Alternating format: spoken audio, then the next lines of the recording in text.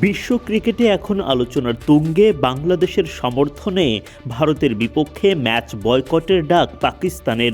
সাবেক ভারতীয় ক্রিকেটাররা তো রীতিমতো পাকিস্তানের পেছনে আদা জল খেয়ে নেমে পড়েছেন। আকাশ চোপড়া, রবিচন্দ্রন অশ্বিনরা বাঁকা চোখে দেখছেন পাকিস্তানের এমন সিদ্ধান্ত। ধারাভাষ্যকার ও ক্রিকেট বিশ্লেষক হর্ষা ভোগলের কৌতূহল, ভারত পাকিস্তান ম্যাচ না হলে ব্রডকাস্টারদের ক্ষতির অর্থ কী? পাকিস্তানের রাজস্ব থেকে কাটা হবে? ওদিকে ইংলিশ কিংবদন্তি কেভিন পিটারসনের প্রশ্ন, মেগা ফাইনালে যদি ভারত পাকিস্তানের সাক্ষাৎ হয়ে যায় তখন কি হবে? সামাজিক মাধ্যম এক্সে সাবেক ক্রিকেটার ও বিশ্লেষকরা একের পর এক মতামত দিচ্ছেন চলমান বাংলাদেশ ভারত পাকিস্তান ইস্যুতে। ভারতীয় স্পিনার রবিচন্দ্রন অশ্বিন বলেন, নকআউট পর্বেও কি ভারত পাকিস্তান ম্যাচের সম্ভাবনা একেবারেই বাতিল? নিশ্চিত তো। আমরা যদি সেখানে পৌঁছে যাই তাহলে কি সেটা হবে ওয়ার্ল্ড টি-20 বাই? ইংলিশ তারকা কেভিন পিটারসনের কৌতূহলও প্রায় একই ধরনের। তিনি বলেন, গ্রুপ ও প্লে অফের হিসাব অনুযায়ী এই বিশ্বকাপের ফাইনালে ভারত ও পাকিস্তানের মুখোমুখি হওয়া সম্ভব কিনা তা নিশ্চিত নই। তবে যদি সম্ভব হয় তাহলে পাকিস্তান কি বিশ্বকাপের ফাইনাল খেলতেই অস্বীকার করবে?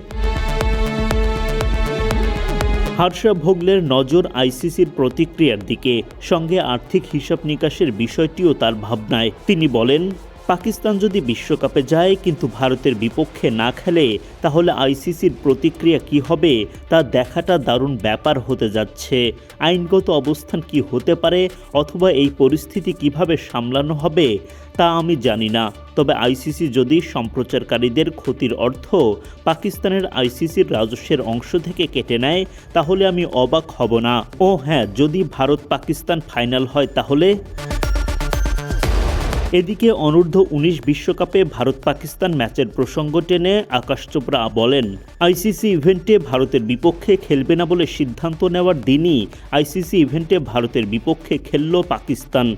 হিপোক্রেসির বানানটা ঠিক আছে না? পৃথক আরেকটি বার্তায় আকাশ চোপড়া আরও বলেন, পাকিস্তান সিদ্ধান্ত নিয়েছে ভারত ম্যাচ বয়কট করবে। কেন?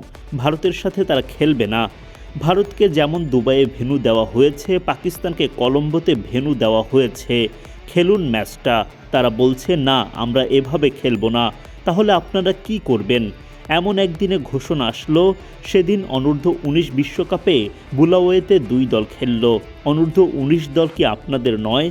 তারা বলছে 15 ফেব্রুয়ারি ম্যাচ বয়কট করবে। যদি সেমিফাইনালে দেখা হয় তখন কি তারা বলবে আমরা তো মজা করেছি, আমরা বয়কট করব না?